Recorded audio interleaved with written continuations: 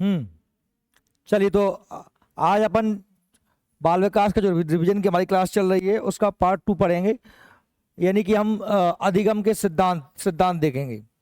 हमने पिछली क्लास में शिक्षा मनोविज्ञान का अर्थ, उसकी परिभाषाएं, साथ साथ में हमने बाल विकास, विकास की विभिन्न अवस्थाएं, ये सारी चीज़ें अपन ने कल पढ़ ली थी। हमने बाल्यावस्था किशोरावस्था तक पढ़ लिया था। आज हम बात करेंगे मनोविज्ञान के संप्रदाय। अब मनोविज्ञान के संप्रदाय हैं क्या, जिनको शिक्षा क्षेत्र में उपयोग किया जाता है। संप्रदाय को इंग्लिश में बोला जाता है स्कूल। मान लीजिए मैंने कोई एक अपना मत दिया, मैंने कहा कि साहब आदमी मरने के बाद में जो है स्वर्ग जाता है, नरक जाता है और अपने कर्मों के अनुसार जन्म पाता है, 84 लाख योनि में भुगतता है। अब ये एक मैंने अपना जो है ये अपना सिद्धांत दिया और इस सिद्धांत को आप लोग मान रहे हो, तो आप सभी लोग क्या हो, मेरे अनुयायी हो, मेरी बात को मानने वाले। तो हम लोगों का एक क्या बन जाएगा, संप्रदाय। किसी मत को मानने वाले लोगों का एक समूह क्या कहलाता है, उसका संप्रदाय कहलाता है। मनोविज्ञान के अनेक सिद्धांत दिए गए। हमने देखा था कि मनोविज्ञान का अर्थ होता है मन का विज्ञान, फिर हमने कहा आत्मा का विज्ञान, मन का विज्ञान, चेतना का विज्ञान, आखिर में हम रुके काय पे आके व्यवहार के विज्ञान। वॉटसन ने कहा कि मनोविज्ञान क्या है, किसी के व्यवहार का अध्ययन मनोविज्ञान कहलाता है। अब एक जैसे विचारधारा वाले लोगों को एक संप्रदाय के अंतर्गत रखा गया है कि आखिर मनोविज्ञान में हम किस तरीके से अध्ययन करते हैं। मनोविज्ञान के विभिन्न संप्रदाय निम्नलिखित हैं। सबसे पहला संप्रदाय दिया है संरचनावाद, उसके बाद प्रकारवाद, इसे कार्यात्मकवाद भी कहते हैं, व्यवहारवाद, मनोविश्लेषणवाद, गेस्टाल्टवाद, समग्रवाद, इसके बाद में मानवतावाद भी है, और भी एक दो बात हैं, पर ये मोस्ट बात हैं जिनसे आपको एग्जाम बनना है। याद रखना ये एक दूसरे के विरोध में दिए गए। सबसे पहला है संरचनावाद। संरचना जैसे कि नाम समझ में आ रहा है, पहले एक मिनट हम समझ लेते हैं। संरचना का मतलब होता है बनावट। क्या होता है, बनावट। इधर देखे भैया, अच्छे फोकस कर लेना। संरचना का मतलब क्या होता है, बनावट, निर्माण। आपको बताया था मैंने कि विलियम वुंड, जिनका नाम आपने सुना होगा, जर्मनी के लिप्जिंग शहर में उन्होंने पहली प्रयोगशाला बनाई थी और इन्होंने अंतर्दृष्टि या सूझ का सिद्धांत भी इन्होंने दिया। और ये 3-4 लोग हैं, जिनमें से Max Wertheimer, Kurt Lewin, Kurt Koffka, Kohler, ये लोग इन संप्रदायों का अंतिम संप्रदाय जो है गेस्टाल्टवाद, उसको देते हैं। लेकिन ये गेस्टाल्टवाद तक पहुंचने से पहले शुरुआत होती है संरचना दिया था विलियम वुंड। इन्होंने सबसे महत्वपूर्ण जिस बात की चर्चा की थी वो क्या थी, संवेदना। क्या थी, जिसे हम कहते हैं चेतना। क्या कहते हैं, चेतना।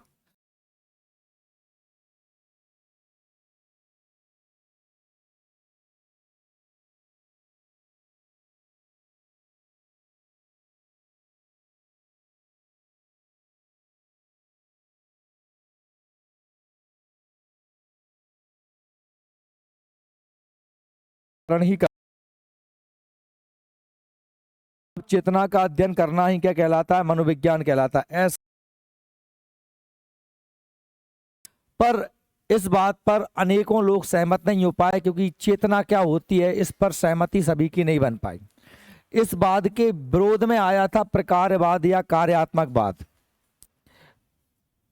प्रकारवाद, कार्यात्मकवाद, इसमें हमने देखा कि जॉन डी भी हुए, या हमारे शुरुआत में थॉर्नडाइक भी से संबंध थे, या विलियम जेम्स भी थे। खासतौर पर विलियम जेम्स ने ये कहा, जो अमेरिका के थे, हम उन्हें भी मनोविज्ञान जनक कहते हैं, कि भाई संरचना मतलब क्या है। आपने कहा संवेदना क्या है, कि भाई जो इंद्रिय जनित ज्ञान है, इंद्रिय जनित जो ज्ञान है, उसी को हम क्या कहते हैं, संवेदना कहते हैं। ये संवेदना था। पर वास्तव में देख लेना अकेला, सुन लेना या सूंघ लेना या चख लेना मात्र से हमें ज्ञान नहीं हो जाता। ज्ञान के लिए एक चीज और जरूरी है, जैसे मैंने कहा कि संवेदना तो ठीक है, संवेदना आपने नाक से कान से सुना, इसके लिए इन्होंने एक शब्द दिया, उसे बोलते हैं हम क्या, प्रत्यक्षीकरण। क्या दिया? अब प्रत्यक्षीकरण क्या होता है भाई? आपने देखा, लेकिन प्रत्यक्षीकरण मतलब क्या? देखा तो है पर वो है क्या, उसका नाम क्या है? क्या देखा है? लड़का देखी, लड़की देखी, सीता गीता मोहन रोहन श्यान पर्वत नदी, जानना, उसका काम को जानना, क्या काम के लिए? भाई आपको आवाज तो आ रही है पर कोई रो रहा है या कोई गा रहा है, कोई चिल्ला रहा है, कोई फुसफुसा रहा है, गाय की आवाज है कि मनुष्य की आवाज है? बात समझ में आ रही है? अकेली, ये अकेली बात का ही कर रहे हैं, संवेदना। अरे आवाज है, संवेदना है। स्वाद है, कड़वा है कि मीठा है, इसकी बात, इसके केवल स्वाद की बात हो रही है। लेकिन ये बात कर रहे हैं कि साहब उसका नाम क्या है, उसका काम क्या है, उसकी व्याख्या क्या है, उसकी, उसका अर्थ क्या है, उसका मीनिंग क्या है। ये जब जब तक आदमी के दिमाग में क्लियर नहीं होगा तब तक प्रत्यक्षीकरण नहीं होगा। और संवेदना तो पागलों को भी होती है, पर क्या वो पूर्ण मनुष्य है क्या? उनका व्यवहार बुद्धि द्वारा नियंत्रित है क्या? नहीं है। क्योंकि ज्ञान का निर्माण कैसे होता है? वास्तव में प्रत्यक्षीकरण से होता है। और प्रत्यक्षीकरण नाम क्या है, किस वस्तु को देखा सुना चखा, उसका काम क्या है, उसका अर्थ क्या है, उसका किस उपयोग में आती है, ये सब समझना ही क्या कहलाता है? प्रत्यक्षीकरण। ये इस बात को कौन कह रहे हैं? प्रकार्यवादी। प्रकार्यवादी को हम कार्यात्मकवादी भी कहते हैं, ठीक है। उसके बाद में बात करते हैं किसकी? व्यवहारवादियों की। तो इसके विरोध में आया प्रकारवाद, संरचनावाद के विरोध में प्रकारवाद, प्रकारवाद के बाद में आया व्यवहारवाद, और व्यवहारवाद के विरोध में आया मनोविश्लेषणवाद, इसके विरोध में आया गेस्टाल्टवाद। तो अभी तक आपने दो बात समझ ली है। संरचनावादी कहते हैं संबद्ध संवेदना पर जोर दे रहे हैं, प्रकारवादी प्रत्यक्षीकरण ज्ञान पर, प्रत्यक्ष अनुभव पर जोर दे रहे हैं। व्यवहारवादी ये कह रहे हैं कि भाई ठीक है, व्यक्ति कुछ देखता है, कुछ सुनता है, क्या देखता है, क्या उसका नाम है, सब समझ जाता है, पर इसको अकेले हम मनोविज्ञान नहीं कह सकते। क्योंकि मनोविज्ञान का मतलब कि मैंने तुझे देख तो लिया, समझ भी लिया कि तू भाई लड़की है, मेरी बहन है, मेरी पत्नी है, मेरी प्रियतमा है, या कोई भी है, लड़की है। अब लड़की के अलग अलग रूप हो सकते हैं। अब वो रूप को जान के फिर मैं तेरे साथ कैसा व्यवहार कर रहा हूँ, मैं तेरे से प्यार से बात कर रहा हूँ, गुस्सा में बात कर रहा हूँ, लाड़ से बात कर रहा हूँ, है ना, या तेरे से ईर्ष्या कर रहा हूँ, मेरे व्यवहार को, मेरे व्यवहार से ही मेरे मनोविज्ञान को समझा जा सकता है। यानी कि ये लोग कह रहे हैं कि मनोविज्ञान क्या है? व्यवहार का अध्ययन है। व्यवहार मतलब क्या? व्यक्ति के द्वारा की गई क्रियाओं को ही, जो भी उसके सामने वस्तु है, उसके सामने वो कैसे रिएक्ट कर रहा है, उसको ही कहते हैं। वुडवर्थ है, वॉटसन का नाम तो खासतौर पर मुख्य रूप से आता है काय में? व्यवहारवादियों में। बाद में थॉर्नडाइक भी व्यवहारवादी हो गए, पहले प्रकारवादी थे, बाद में व्यवहारवाद समर्थन करने लगे। तो ये काय की बात करते हैं? व्यवहार की। पर ये बाद में आता है एक व्यक्ति जिसका नाम है फ्राइड, सिगमंड फ्राइड। फ्राइड व्यवहारवाद के विरोध में भी अपना जो है एक और अलग ही मत देता है। उन्होंने कहा साहब अकेले व्यवहार को देखकर तुम व्यक्ति के मनोविज्ञान को नहीं समझ सकते, क्योंकि हो सकता है मैं जान गया कि तू भैया कौन है तेरा, देखो पहले तो मैंने तुझे देखा, ये संवेदना थी, देख के मैंने समझा कि ये तू फलानी है, तू ढिकानी है, तू कौन है भैया, ये प्रकार था। फिर मैंने तेरे से नमस्ते कर लिया, ये मेरा व्यवहार था। समझ रहे मेरी बात को? लेकिन हो सकता है मैं तेरे प्रति घृणा रखता हूं, द्वेष रखता हूं, पर चूंकि मैं जानबूझ के ही तेरे सामने अच्छा बनने का नाटक कर रहा हूं, तेरे प्रति मेरे अंदर तो कुछ और भरा है, लेकिन मैं अपने आप को रिएक्ट कुछ और तरीके से कर रहा हूं। ये इसने बात की फ्राइड ने कि भाई व्यक्ति का व्यवहार उसके अचेतन मन पर, काय की बात करता है वो? अचेतन मन पर, दबी हुई इच्छाओं पर निर्भर करता है। चेतन मन तो मात्र 10% होता है, और व्यक्ति का 90% क्या होता है? अचेतन मन। 10% होता है चेतन मन। बर्फ के टुकड़े से इन्होंने तुलना की। तो इन्होंने मन का विश्लेषण किया सिगमंड फ्राइड ने, और कहा कि व्यक्ति के व्यवहार को दमित इच्छाएं अर्थात हमारा क्या अचेतन मन, इच्छा थी आपकी समोसे खाने की, पर आपके जेब में पैसे नहीं थे, आपने इच्छा को दबा ली, क्योंकि चोरी करना करते या छीन के खाते तो वो आपको नैतिकता नहीं लगी, या आपको डर था, भय था इज्जत का या पुलिस का या मार का, पर आपने इच्छा भले दबा ली। आप भले ही समोसों के सामने खड़े रहो, समोसे तो नहीं खा रहे, आप व्यवहार क्या कर रहे हो, समोसे नहीं खा रहे, पर आपका मन बात कहीं भी कर रहे हो, आपका जीभ लपड़ा रही है, आपको देख करके सामने वाला बड़े आसानी से समझ जाएगा कि इसका मन क्या है, समोसे खाने का है। तो ये था हमारा क्या, अचेतन मन, यानी मनो का विश्लेषण बात किसने दिया, सिगमंड फ्रायड ने। और इसके बाद में व्यक्ति आता है कौन, गेस्टाल्टवाद। गेस्टाल्टवाद का हिंदी में नाम क्या है, समग्रवाद। क्या है, समग्रवाद। समग्रवाद नाम से में आ रहा है, गेस्टाल्ट शब्द जर्मन भाषा का शब्द है, इसका अर्थ होता है पूर्णाकार, समग्र, सारा का सारा, कंप्लीट। नाम से हमारा समग्र मतलब पूरा होता है। ये जो सिद्धांत दिया था Kurt Lewin, Kurt Koffka, Max Wertheimer, ठीक है, कोट लेविन, इन लोगों के द्वारा दिया गया सिद्धांत था। इन लोगों ने बात की है कि व्यक्ति का मनोविज्ञान या व्यवहार किसी एक पक्ष पर निर्भर नहीं करता। भैया जब तक देखेगा नहीं तब तक प्रत्यक्षीकरण कैसे होगा, और प्रत्यक्षीकरण नहीं होगा तो व्यवहार कैसे करेगा, और व्यवहार कैसा करना है ये उसका मन तय करेगा। लेकिन मन अकेले, मन खुद से तय तो नहीं कर सकता ना। मन को ज्ञान कहाँ से होता है, संवेदनाओं से ही होता है, पूर्व अनुभवों से होता है। तो मन में किसी व्यक्ति की हम पूर्व अवधारणा बना लें कि तू कैसा है, कुछ है, तो कुछ ना कुछ तो तुम आके मेरे को मन से गाली देने लगोगे क्या, कुछ ना कुछ तो कारण रहा होगा ना भाई, किसी ना किसी प्रकार का अट्रैक्शन रहा होगा, कुछ कारण रहा होगा, तभी तो आपको। तो ये समग्रवादियों का इतना सा कहना है कि भाई व्यक्ति का व्यवहार जो होता है, व्यक्ति का जो मनोविज्ञान होता है, केवल एक पक्ष से तय नहीं किया जाता, इसमें सभी पक्षों को तय किया जाता है, इसलिए इसका नाम क्या है, समग्रवाद, गेस्टाल्टवाद। ठीक है, अब आपके लिए पेपर के लिए इंपोर्टेंट क्या है भैया, कि कौन सा वाद किसने दिया है और उस वाद की क्या व्याख्या है। सबसे पहले तो बात तो आपको याद रखना कि कौन सा वाद किसने दिया है, तो ये बात आपको समझ में आ जाएंगे तभी आपको अधिगम के सिद्धांत समझ में आएंगे। ठीक है, और जब तक ये नहीं समझ पाओगे तो आपको दिक्कत आती रहेगी। हम एक एक को पढ़ लेते हैं। सबसे पहले बात कर रहे हैं संरचनावाद की। तो संरचनावाद मनोविज्ञान को दर्शन शास्त्र से अलग करने का, क्रमबद्ध अध्ययन करने का श्रेय संरचनावाद को ही जाता है। इसलिए हम प्रथम प्रयोगवादी मनोवैज्ञानिक विलियम बुंट को कहते हैं। उनके शिष्य टिचनर के साथ मिलकर उन्होंने मनोवैज्ञानिक प्रयोगशाला का निर्माण किया था। संरचनावाद के प्रवर्तक विलियम बुंट और उनके शिष्य ई.वी. टिचनर हैं। बुंट ने मनोविज्ञान के स्वरूप को प्रयोगात्मक बनाया और उन्होंने जो लिप्जिंग शहर में बनाई थी प्रयोगशाला में मानव व्यवहार का अध्ययन किया, और सबसे उनका अध्ययन का विषय था वो था चेतना। क्या था, चेतना। चेतना कैसे कहते हैं, इंद्रिय जनित ज्ञान को। देखा, चेतना, देख पा रहा हूं, सुन पा रहा हूं, सूंघ पा रहा हूं, चख पा रहा हूं।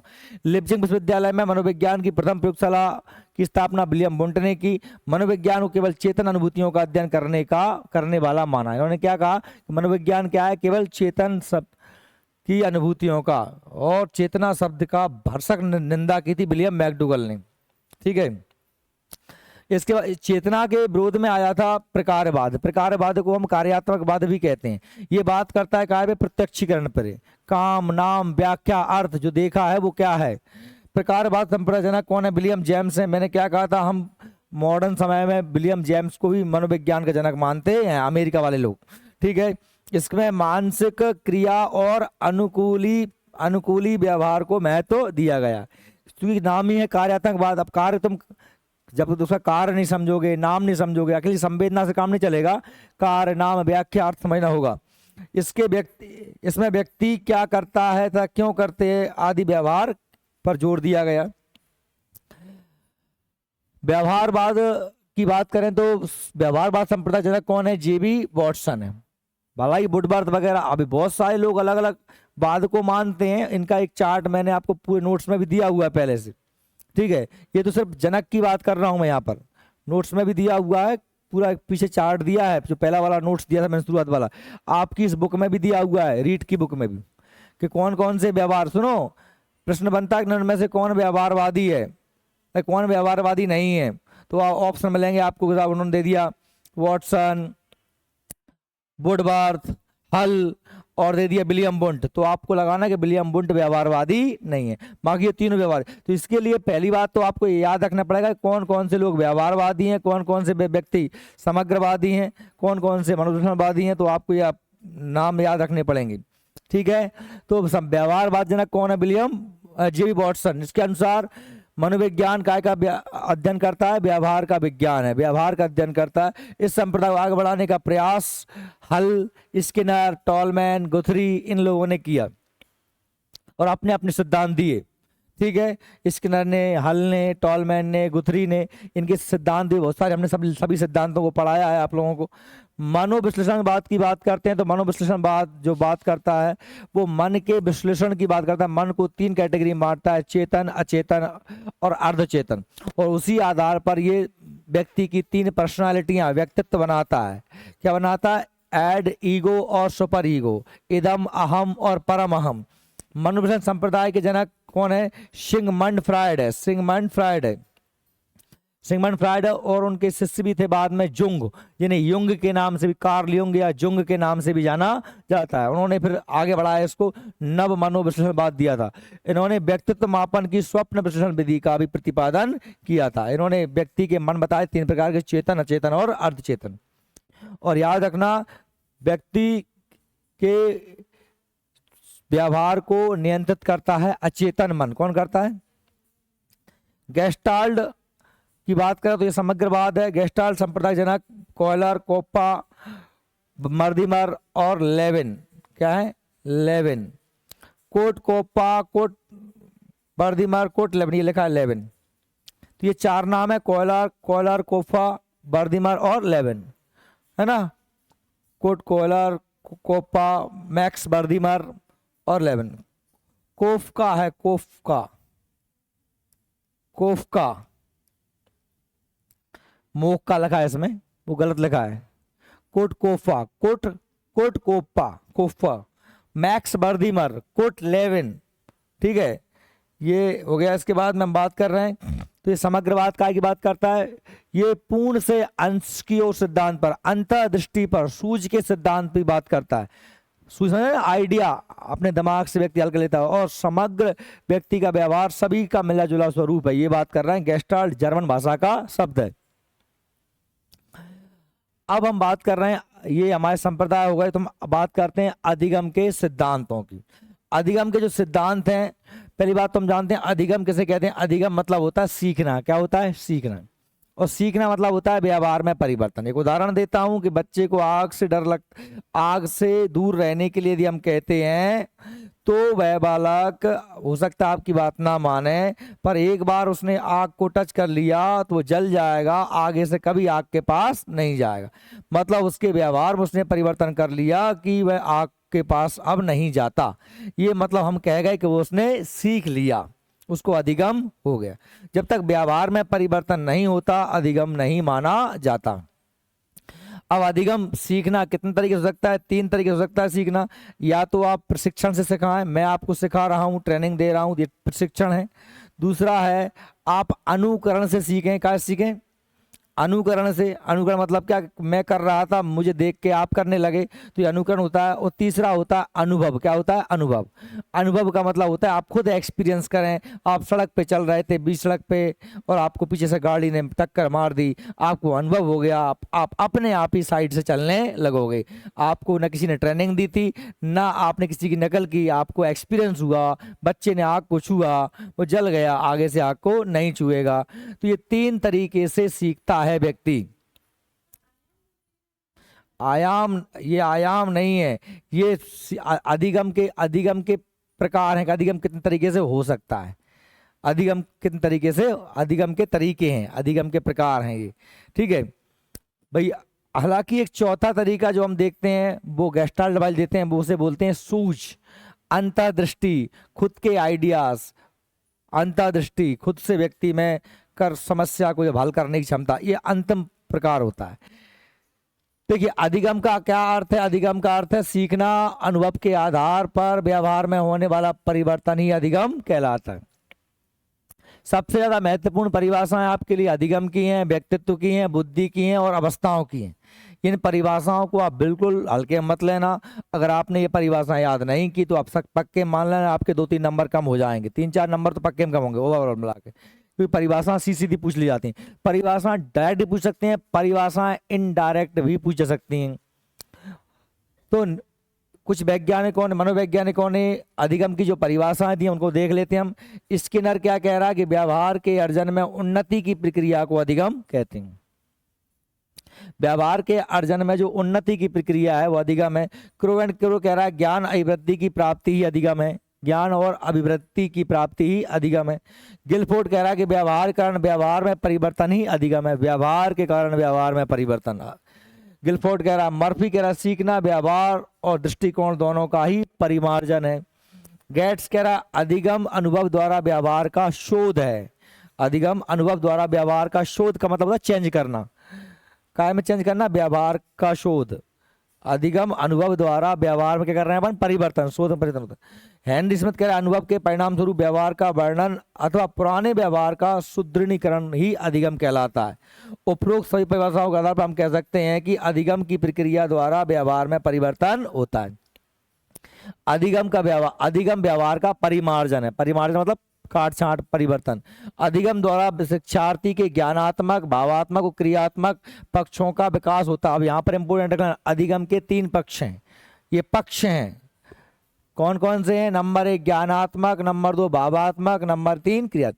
तो ये तो क्लियर है ना कि अधिगम के फलस्वरूप क्या बदलेगा? अधिगम के फलस्वरूप बदलेगा व्यवहार। क्या बदलेगा? और व्यक्ति के व्यवहार के 3 ही पक्ष होते हैं। या तो क्रिया कर रहा, पहले मैं ऐसे चलता था अब मैं ऐसे चलता हूं, मैंने बदल दिया अपना व्यवहार। पहले मैं पेन को ऐसे पकड़ता था अब मैं पेन को ऐसे पकड़ता हूं, तो सीख गया ना मैं, तो मैंने क्या बदला? अपनी क्रियाएं बदली। क्या बदली? तो क्रियात्मक पक्ष। दूसरा मैंने कहा साहब ज्ञानात्मक पक्ष, पहले मैं कुछ और सोचता था अब मैं कुछ और सोचता हूं। पहले मैं कम समय तक ध्यान फोकस कर पाता था अब मैं अधिक समय तक ध्यान। पहले मैं मुझे चीजें याद नहीं होती थी अब मैं चीजों को याद कर लिया। पहले मैं मेरी अवधारणा कुछ और थी अब मैं आप और है, रुचि कुछ और थी, स्मृति, याददाश्त, ठीक है, चिंतन, मनन, संश्लेषण, विश्लेषण, ये सब क्या कहलाती है? मानसिक क्रियाएं। तो मानसिक क्रिया, मानसिक व्यवहार में परिवर्तन होना क्या कहलाता है? मानसिक ज्ञानात्मक विकास। क्या कहलाता है? ज्ञानात्मक। क्रियात्मक। भावात्मक मतलब क्या होता है? संवेग, भाव, फीलिंग्स, भूख, घृणा, प्रेम, क्रोध, इनका भी विकास होता है। पहले बच्चा था जरा जरा सी बात में क्रोध करता था, ठीक है, भूख को कंट्रोल नहीं कर पाता, जरा भूख लगी रोने लगता था। क्या अब आप रोते हो भूख लगने के कारण? क्या कि नहीं मम्मी ऐसे करते हो? क्या नहीं करोगे ना भाई? छोटा बच्चा रोने रोता है, अब वो सीख गया ना, उसने अपने भावों को कंट्रोल करना सीख लिया, क्रोध को, प्रेम को, सबको नियंत्रित करना सीख लिया। तो ये हम क्या कह रहे हैं कि अधिगम के 3 पक्ष होते हैं, क्रियात्मक, भावात्मक, ज्ञानात्मक, ठीक है। तो अधिगम को प्रभावित करने वाले कारक क्या है भैया? कौन कौन अधिगम को प्रभावित करेगा? सीखना तो भाई बहुत सारे प्रभावित करते हैं कारक, वातावरण भी, वंशानुक्रम भी, बुद्धि भी, आयु भी, लिंग भी, शिक्षा पद्धति भी, शिक्षण विधि भी, पाठ्य पुस्तक भी, अच्छी किताब, जल्दी से जाओ, अच्छे माहौल में रह रहे हो, अच्छा घर, अच्छा स्कूल, अच्छे परिवार वाले हैं, जल्दी सीखोगे। होशियार बाप में तारी के मोड़ हो, जल्दी सीख जाओगे। गधा के हो, देम सीखोगे, है ना। अच्छे स्कूल में जा रहे हो, अच्छी किताबों से पढ़ रहे हो, तो बात समझ रहे हो क्या? सीखने को प्रभावित क्या कर सकता है? ये दिमाग, कॉमन सेंस वाली बात है। मैं तुमको कहूँगी इसमें मैं तो 1 घंटे बोल सकता हूँ, पर हम रिवीजन कर रहे हैं तो उसका मतलब ये है कि भाई थोड़ा सा आप लोगों का सहयोग चाहिए। आप लोगों को यहाँ पे धनतेरस से अपन पढ़ रहे हैं तो आपको मतलब होना चाहिए कि अपन कछु बैठे हैं तो कछु निष्कर्ष निकल रहा हो जाए। शारीरिक स्वास्थ्य, बीमार दुखी हो गए, बुखार चढ़ा हो, सीख में मन लगे हो क्या अच्छे सीख पाओगे? क्या नहीं सीख पाओगे ना, ठीक है। तो बात वही है कि भाई सीखना जरूरी है, लेकिन पहले आपका शरीर स्वस्थ होना चाहिए। प्रथम सुख निरोगी काया। जरा सी फुंसी हो रही हो ना आपके तो भी आपका मन यहाँ पे नहीं लगेगा। और अरस्तु कहता है स्वस्थ शरीर में ही स्वस्थ मस्तिष्क का निवास होता है। मानसिक स्वास्थ्य, दिमाग में टेंशन हो, किसी चीज की चिंता हो तो क्या आपका मन लगेगा सीखने में? नहीं सीख पाओगे। सीखने की इच्छा, अब मैं तो चाहे कितना अच्छे पढ़ा रहा हूँ, तुम्हारा मन ही नहीं है पढ़वे को, इच्छा ही नहीं है, तो तुम सीखोगे क्या? नहीं। सीखने का समय, भाई सुबह सुबह सीखता है आदमी, है फ्रेश माइंड में जल्दी जाता है, दिन भर की टेंशनों के बाद शाम को सीखता है तो शाम को सही से नहीं सीख पाता है। सीखने में तत्परता, तत्परता मतलब क्या होता है? सीखने को तैयारी, तैयार हो के नहीं हो। अब मैं घोड़े को ले जा सकता हूँ पानी पिलाने के लिए खींच के तालाब तक, पर वो पानी जब ही पिएगा जब उसकी इच्छा होगी। तो पहले आप तैयार हो के नहीं सीखने के लिए। रुचि, अब आपका इंटरेस्ट है कि नहीं, ठीक है। बुद्धि का स्तर, आपका IQ कैसा है, मान लीजिए आप कम बुद्धि, ये सब सारे जो टॉपिक हैं ये किसके हैं? विद्यार्थी से जुड़े कारक हैं। कैसे हैं? ऐसे शिक्षक से जुड़े कारक भी होते हैं, ऐसे है ना, समाज से परिवार से जुड़े भी कारक होते हैं। तो बहुत सारे कारक होते हैं। कम बुद्धि ले आयु स्तर का 70 IQ कम है तो भाई मूल बुद्धि है, बहुत देर में सीखेगा। 100 से 90 से 110 के बीच में तो एवरेज है, सामान्य। 140 प्लस है तो भैया अपन ने जरा एक बार बताया तो तुरंत सीख जाएगा, जीनियस है, प्रतिभावान है। शिक्षक जुड़े कारक क्या हो सकते हैं? शिक्षक का व्यवहार, मास्टर बिल्कुल खड़ूस है, लट्ठी देख फिर रहा है, बच्चे उसके मारे बोल ही नहीं पाते हैं बिल्कुल, तो वो बच्चों का मन नहीं लग रहा, डर रहे हैं बच्चे, डर के मारे पूछ भी नहीं पा रहे हैं बच्चे।